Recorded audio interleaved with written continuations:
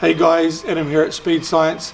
Hey, when we showed you around the RX8, we said we'd probably be in parts collection mode and that we'd get all our ducks in a row and then we'd get to work on assembly and completing any of the fabrication that was required. One of the first companies I flicked an email off to was Skunk2. Now, not normally a brand associated with rotary parts or rotary platforms certainly, but hey, we've got the K24 in there. They do a bunch of cool stuff.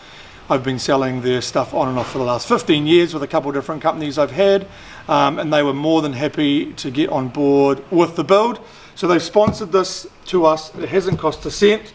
We're not keeping anything secret here. They've supplied it to us. It's stuff that I've used on other builds that you haven't seen. It's not a brand that we are using just because it was free. We sell it all day, every day. You'll see it on cars all over the world, especially in the States. So what we're going to do is we're going to unbox what we've got here.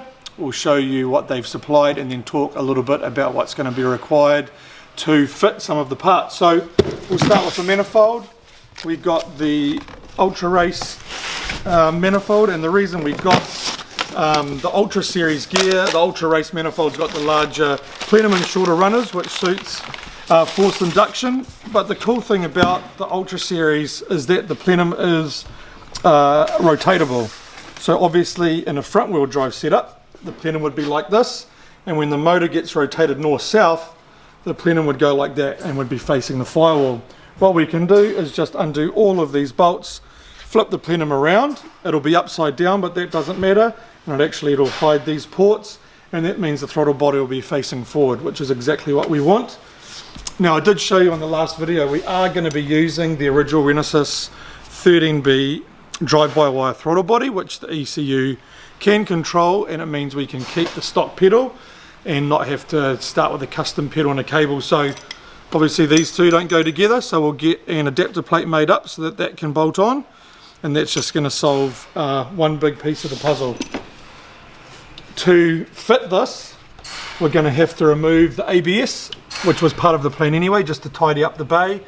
And I did mention, I think we were talking about putting an electric water pump in, and to make the Ultra Race fit on K-Series, you do have to machine pretty much all of this off.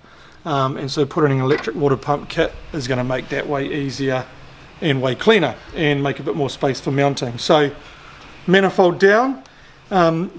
If you have seen a lot of builds, you'll see there is plenum spaces, or are plenum spaces available to increase the plenum volume. And maybe something we will look at, although until I've got this in the car, I don't know how much space we've got, especially down by the firewall there, and obviously it does move this out significantly when the space is in there, and I don't want to get too far ahead of myself. So that's the manifold done. I should note the box does come with for the manifold a thermal gasket, badge for the manifold, some hardware, and then all the vacuum fittings for running boost lines and some block off plugs and bits and pieces. So a complete kit comes with everything you need. I'm sure there's a sticker in the box too. For some people that's the most important part. I'm sure we've got a bunch of stickers. Next up's the fuel rail. About a year ago, Skunk2 did something reasonably clever with their K-Series fuel rail, and they basically made it so that it can fit any OEM or the aftermarket manifolds. So we've got the rail and we've got a mounting bracket, kind of in a dust black finish. Looks pretty slick. Just dash fittings in and out, so simple in and out feed return setup. But what they supply is multiple sets of brackets.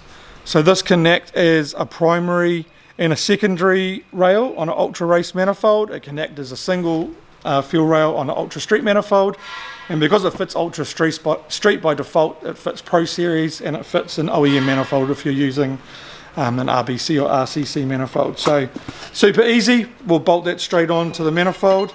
That'll flow more fuel than we need it to. Certainly we won't max that out, and our fuel line setup will be brand new, so we'll have all dash fittings running to that. Super easy. Next up are the injectors. Graham's Performance, which is under the Group A Autosports umbrella, which are Skunk2 and Craftworks. So there's three companies in one. Again, we sell and use their injectors. They work great. They flow consistently. They get bumped around in FedEx, but you can see got the injectors We've got new plugs and pigtails, makes it super easy. Come with the flow data. They're a Bosch EV14 injector, which is super common, reliable, well known and widely used in the industry.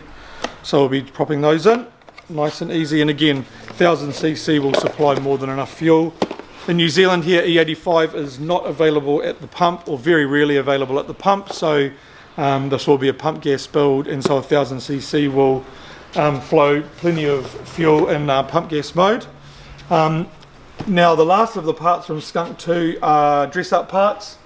I'm not afraid to say that I like my builds to look nice, and so I asked them just to send all the goodies they've got for the K motors. So we've got their low profile valve cover washer kit.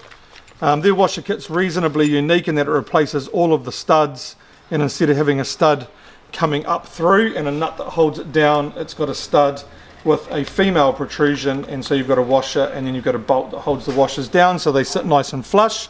They look a little bit cleaner. I wanted black ones. I'm a fan of black, so black's what we got. We also got a oil cap. You've all seen what an oil cap looks like, but I'll show you all the Skunk2 stuff just while I'm opening this. All genuine Skunk2 stuff comes with a card of authenticity.